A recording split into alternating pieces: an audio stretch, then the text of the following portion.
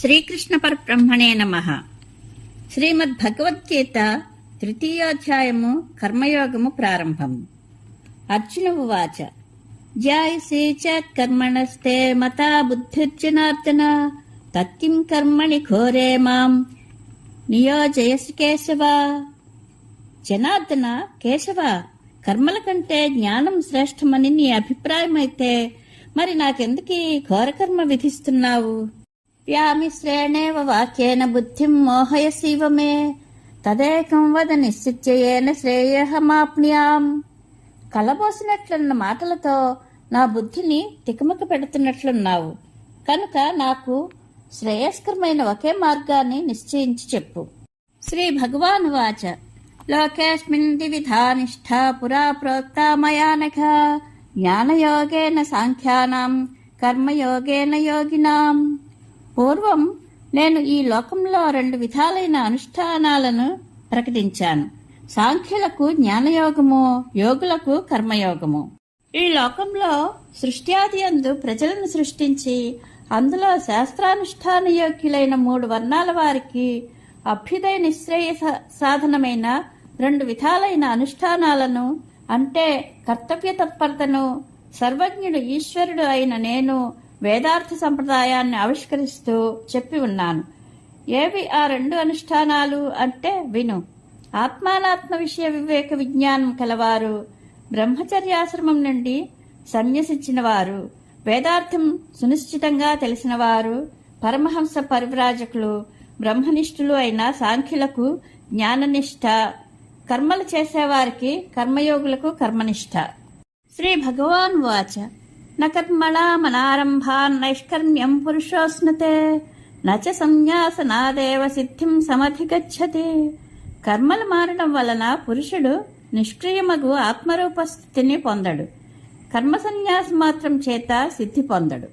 నహి కశ్చిత్ క్షణమపి జాతి తిష్టత్య కర్మకృతే కార్యతే హ్యవసః కర్మ సర్వః ప్రకృతిజైర్గుణైః. ఎవ్వరూ క్షణం కూడా కర్మ చేయకుండా ఉండలేరు. ప్రకృతి గుణాలు అందరినీ వివసులను చేసి పనులు చేయిస్తాయి.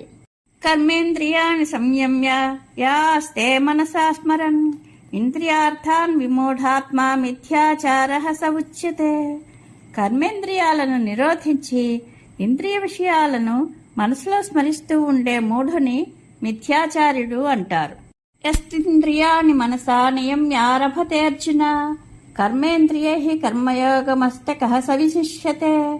జ్ఞానేంద్రియాలను మనసు చేత నియమించి ఫలం కోరకుండా కర్మేంద్రియాల చేత కర్మయోగం అనుష్ఠించేవాడు శ్రేష్ఠుడు. అందువలన నియతం కురు కర్మత్వం కర్మజ్యాయో హ్యకర్మణః శరీరయాత్రాపి చ తేన ప్రసిద్ధేద కర్మణః. విహిత కర్మను ఆచరించు. అకర్మ కంటే కర్మ శ్రేష్టము. కర్మ చేయకుంటే నీ శరీరయాత్ర కూడా సాగదు. కర్మ బంధకారణం కనుక కర్మ చేయరాదు అని నీవు అనుకోవడం కూడా సరియైంది కాదు. ఎలా అంటే యజ్ఞార్థాత్ కర్మణోన్యత్ర లోకోయం కర్మబంధనః తదర్థం కర్మ కౌంతేయ ముక్త సంగః సమాచర. భగవంతుని కొరకు అనుష్ఠింపబడని కర్మలు ఈ లోకానికి బంధాలు. భగవదర్థం ముక్త సంగుడవై కర్మను ఆచరించు. యజ్ఞమే విష్ణువు అని శృతి. భగవంతునికై చేసే కర్మ యజ్ఞార్థమైన కర్మ. భగవదర్థం కాని కర్మ ఈ లోకానికి అంటే కర్మాధికారం కలిగిన వారికి బంధనం అవుతుంది. భగవదర్థం చేసిన కర్మ బంధనం కాదు. కనుక కర్మఫలమందు ఆసక్తి వదిలి ఈశ్వరార్థమై కర్మను ఆచరించు. సహయజ్ఞాః ప్రజాః సృష్ట్వా పురోవాచ ప్రజాపతిః అనేన ప్రసవిష్యధ్వమేషవోస్తిష్ట కామధుక్. పూర్వం ప్రజాపతి ప్రజలను సృష్టించినప్పుడే యజ్ఞాన్ని సృష్టించి వారితో అన్నాడు, దీనివలన మీరు వృద్ధి పొందండి, ఇది మీకు కామధేనువు అగుగాక అని. దేవాన్ భావయతానేన తే దేవా భావయంతు వః పరస్పరం భావయంతః శ్రేయః పరమవాప్స్యథ. ఈ యజ్ఞం చేత మీరు దేవతలను పోషించండి, ఆ దేవతలు మిమ్ము పోషించగలరు. పరస్పరం పుష్టి కలిగించుకుని పరమశ్రేయస్సును పొందండి. ఈ యజ్ఞం చేత ఇంద్రాది దేవతలను ప్రీతిని అందించండి. ఆ దేవతలు మిమ్ము వర్షాదుల చేత పోషించగలరు. ఈ విధంగా అన్యోన్యం పోషించుకుని క్రమంగా జ్ఞానం పొంది మోక్ష లక్షణమైన పరమ శ్రేయస్సును పొందుతారు, లేక స్వర్గమును పొందుతారు. అంతేకాదు, ఇష్టాన్ భోగాన్ హివో దేవా దాస్యంతే యజ్ఞభావితాః తైర్దత్తాన ప్రదాయైభ్యో యో భుంక్తేస్తేన ఏవ సహ. యజ్ఞం చేత సంభావింపబడిన దేవతలు మీకు కోరిన భోగాలను అన్నీ ఇస్తారు. వారిచ్చిన వాటిని వారితో పంచుకొనకుండా అనుభవించేవాడు దొంగయే. యజ్ఞం చేత సంతుష్టులైన దేవతలు మీరు కోరిన స్త్రీ పశుపుత్రాది భోగాలను మీకిస్తారు. ఆ దేవతలిచ్చిన భోగాలను వారికివ్వకుండా, అంటే వారి రుణం తీర్చకుండా తన దేహేంద్రియాలను తృప్తిపరిచేవాడు దేవధనాన్ని అపహరించిన దొంగయే. అట్లా కానివారు యజ్ఞశిష్టాసినః సంతో ముచ్యంతే సర్వకిల్పిషైః భుంజతే తే త్వఘం పాపాయే పచంత్యాత్మకారణాత్. యజ్ఞశేషం భుజించేవారు సత్పురుషులు సర్వపాపముల నుండి ముక్తులవుతారు. తమ కొరకు మాత్రమే వండుకుని తినేవారు పాపులు పాపమే అనుభవిస్తారు. దేవయజ్ఞాదులు నిర్వర్తించి అమృతమైన ఆ యజ్ఞశేషం భుజించేవారు యజ్ఞశిష్టాసినులు. అటువంటి సత్పురుషులు చుళ్యాది పంచసూన రూపమైనవి ప్రమాదవశాత్తు చేసిన హింసల వలన కలిగినవి అయిన అన్ని పాపాల నుండి ముక్తులవుతారు. తమ పొట్ట నింపుకోవడం కొరకు వండుకునేవారు స్వయంగా పాపులు పాపమే అనుభవిస్తారు. జగచ్చక్రం తిరుగుతూ ఉండడానికి కారణం కర్మ. ఆ కారణంగా కూడా కర్మలకు అధికారి అయినవాడు కర్మ చేయవలెను. ఎట్లా అంటే, అన్నాద్భవంతి భూతాని పర్జన్యాదన్న సంభవ యజ్ఞాద్భవతి పర్జన్యో యజ్ఞ కర్మ సముద్భవ. ప్రాణులు అన్నం నుండి పుడుతున్నారు. అన్నం వర్షం వలన కలుగుతున్నది. వర్షం యజ్ఞం వలన కలుగుతున్నది. యజ్ఞం కర్మ నుండి పుడుతున్నది.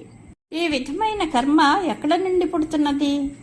కర్మ బ్రహ్మోద్భవం విద్ధి బ్రహ్మాక్షర సముద్భవం తస్మాత్ సర్వగతం బ్రహ్మ నిత్యం యజ్ఞే ప్రతిష్ఠితం.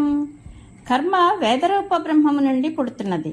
వేదం అక్షరం నుండి పుడుతున్నది కనుక సర్వగతమైన వేదం యజ్ఞమందు నిత్యము నిలిచి ఉంటుంది.